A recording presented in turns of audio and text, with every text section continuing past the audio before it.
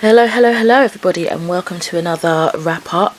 Today I'll be talking about all the movies and TV shows I watched during October, November and December, and I had a lot of 4 and 5 stars. So starting with TV shows, and we're going to kick it off with October, of course. Pretty Little Liars, The Perfectionist, 4 stars. I finally got to this one just to learn that it got cancelled after season 1. I remember being so excited when I finally caught up with The Pretty Little Liars as the last season was airing, and then hearing about the spin-off. Recently remembered it existed and was happy to see it was free to watch on iPlayer, which has become quite the hidden gem of late. It's really glowed up over the last few years. At only 10 episodes, this hooked me in, and by the end it left me so gutted that there'd be no more to come, because that cliffhanger was great. This brought everything that the original Pretty Little Liars did, which I loved, but with a fresh location and new set of characters to learn about.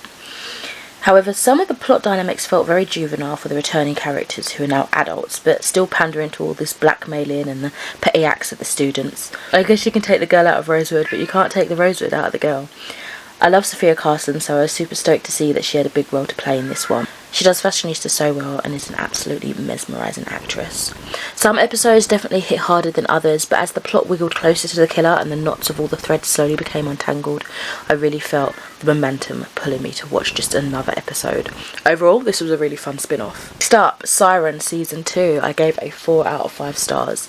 It was so good to be back in this world. I had to backtrack a little though, as I wasn't sure which episode I'd last finished off, but that was quite helpful in finding my feet, or tail, again. I love the mermaid lore of this show. It feels so real, especially when you consider the conversations of ocean pollution and how this affects our ocean inhabitants, mythical or otherwise, particularly with fertility and the decline of a species. The last episode, New World Order, really threw me. I missed something. I was so confused, but it was such a cool episode once I realised what was going on. It was a clever way of showing what would happen if mermaids being real was leaked. The relationship of Maddie, Ben and Ring got even more complex, especially as they struggled with the military's involvement and betrayal from friends. Overall, an awesome watch. She-Hulk, Attorney at Law, 4 out of 5 stars. This was very entertaining. I hadn't any experience with She-Hulk's story in the past, but I knew she did a lot of fourth wall breaking, which can be quite funny if done right.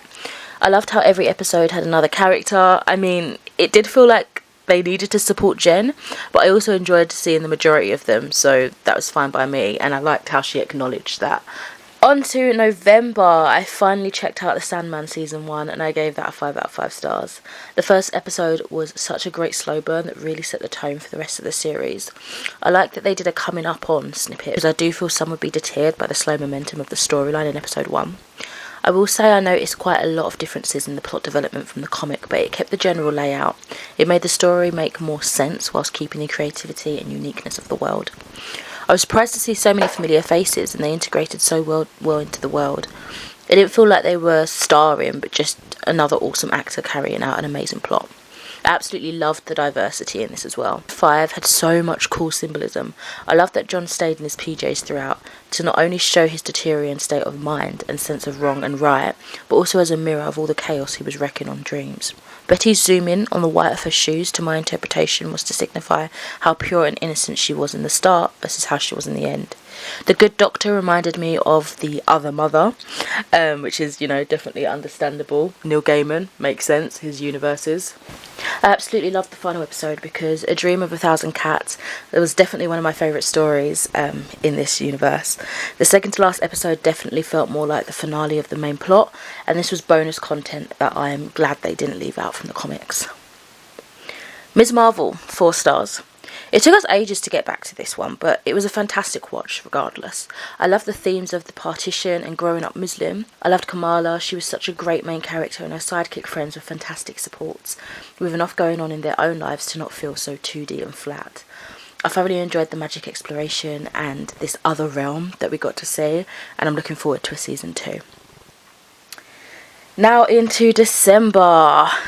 I watched Killer Sally, which I gave a 5 out of 5 stars. It's basically a documentation on bodybuilders Sally and Ray McNeil and how their love story began and violently ended.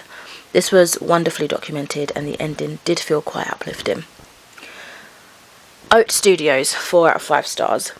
Whoa, what an intense anthology series this was. I felt so tense and unsettled all the way throughout. Pretty much all of them made me feel deep unease or some kind of strong emotion, except for the bad president, which wasn't that interesting to me. I'm guessing it was satire, but the comedy felt like quite jarring after all the heavy tones of the other episodes. So yeah, bad president kind of just wasn't really for me. I loved all the different mediums they used too, and it gave me kind of like Black Mirror vibes with that sort of short anthology series-esque with the really strange and thought-provoking clips for the episodes. Special mention I want to give to Rick and Morty season 6, which was very good. Right, on to the movies for October, November and December. Back in October, I watched Smile at the cinema, which I gave a 4 out of 5 stars. I reviewed this one on TikTok and Insta Shorts, so head over to those channels if you are interested. Next up, I checked out Werewolf by Night, which I gave a 4 out of 5 stars. This was another no assumptions going in kind of film. However, we did chuck on the trailer and immediately watched it. I love the film noir meets Agatha Christie horror mashup that we got. I don't know anything about the Bloodstone, although I assume it's some sort of affinity stone, I really don't know. But it makes me want to explore more, and I'm looking ever more forward to the more paranormal phase of Marvel with Blade, etc. Flash Gordon, 3 out of 5 stars. This was just good old cheesy fun, not really any substance or quality characters, but some wholesome entertainment. I remember watching this in, I think it was an English lesson. I think we had our drama teacher covering the English lesson, and they were like best friends or whatever. So yeah, it was really weird, strange, cheesy fun, and I just wanted to come back into my adult years and give it a proper watch again. City of God, 4.5 out of 5 stars. I didn't think I'd like this one, and although like isn't the word I'd opt for, it was definitely interesting. I enjoyed the sort of documentary style and the editing overlays that we had in this. It was a traumatic film though, worth knowing it's based on true events, but what an intense piece of history. There are so many different threads of narratives, but the central focus of growing up in Rio de Janeiro over the years during every drug and gang crime was very eye-opening. The stories of how people get tangled up in crime was quite emotional, and it had me really in my feelings at deaths that on the surface may seem justified. But it is so layered and complex, as people tend to be, so understandingly I had conflicted emotions. I appreciated the extras going over some factual information a bit more in true documentary style. Now we're going to have a proper run through over the more horror genre of movies that I watched in October.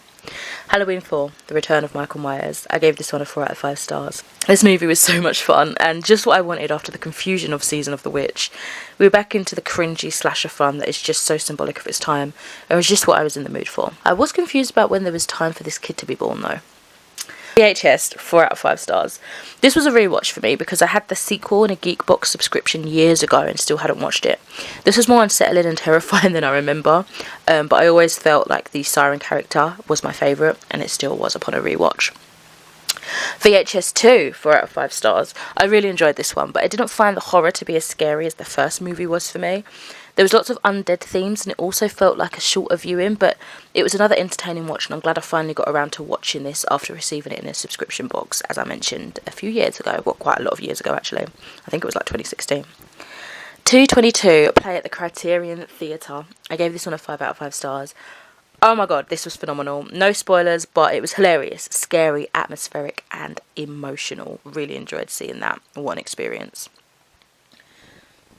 Back to VHS now with Viral. I gave this one, unfortunately, a 1.5 out of 5 stars. The third VHS movie in the franchise was absolute shite. I would not have paid full price at the cinema to watch that. I liked the first story about the magician, and the one about the parallel universe was odd but enjoyable, but it went downhill from there. I kind of get what the whole viral concept was trying to do, probably with the ever-growing popularity of YouTube at the time, but the execution for me just was not it. It was cringy and more jackass than substance. Siren, 3.5 out of 5. So, I've been wanting to watch this for the longest time. It's a prequel to my favourite of the short stories from the VHS movies, and it fleshed out the Siren's character more. It had that atmosphere that the original VHS movies had, which was nice to come back to after watching the atrocity of VHS Viral the day literally before this. Candyman 2021, 5 out of 5 stars. Jordan Peele can do no wrong. This was a fantastic sequel to the original Candyman. The conversations on racial injustice, gentrification, the art scene, it was so fantastically done. The shadow puppets was a beautiful touch, especially during the end credits. A moving, thrilling, and deeply thought-provoking story. X, 3 out of 5 stars. I enjoyed this, but it wasn't as interesting or as scary as I hoped it would be. I felt like the first half was really dull and the storyline didn't pick up an awful lot when the old couple were introduced. The storyline didn't seem compelling enough to warrant the actions that unfolded. It was a bit disappointing because I enjoy Mia Goth's acting and generally the cast was great, but the story and scare factor was just meh. Basically, like, a group of people go to this, like, isolated farmhouse to film a porno, and then it turns all Chainsaw Massacre. And honestly, I think the most entertaining part was the making of the sex film itself in the least perverse way possible. Stories 2018. I gave this one a 4.5 stars. This was so cleverly crafted and ended up being quite a sad one at the heart of it. Some excellent actors really helped with a fantastic plot.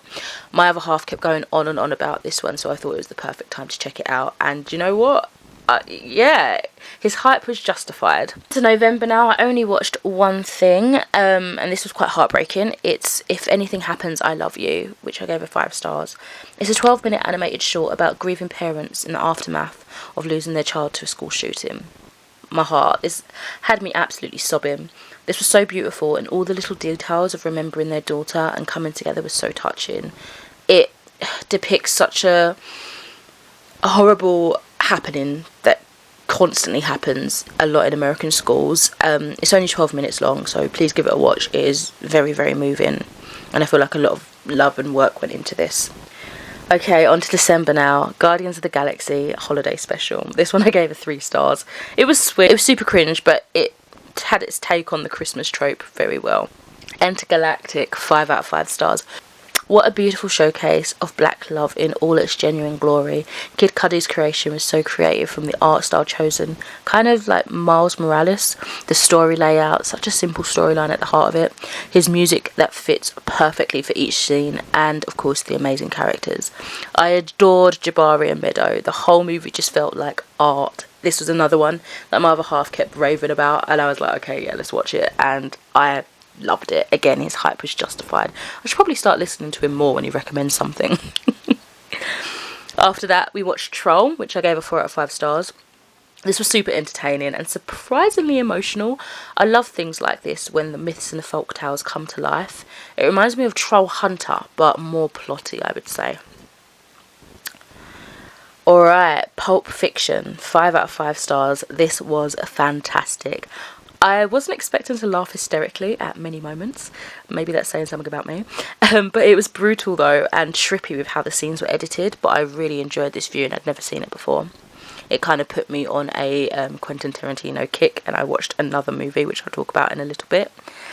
But next up, I watched Ex Machina, 5 out of 5 stars. I can't believe I've never sat down to watch this properly before, but an amazing movie this was.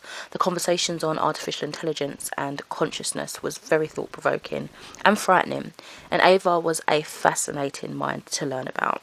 Nathan was so arrogant, but it was played out so well. It's one of those characters that you just loved to hate. Back to my other Quentin Tarantino film, it was Reservoir Dogs, which I gave a 5 out of 5 stars.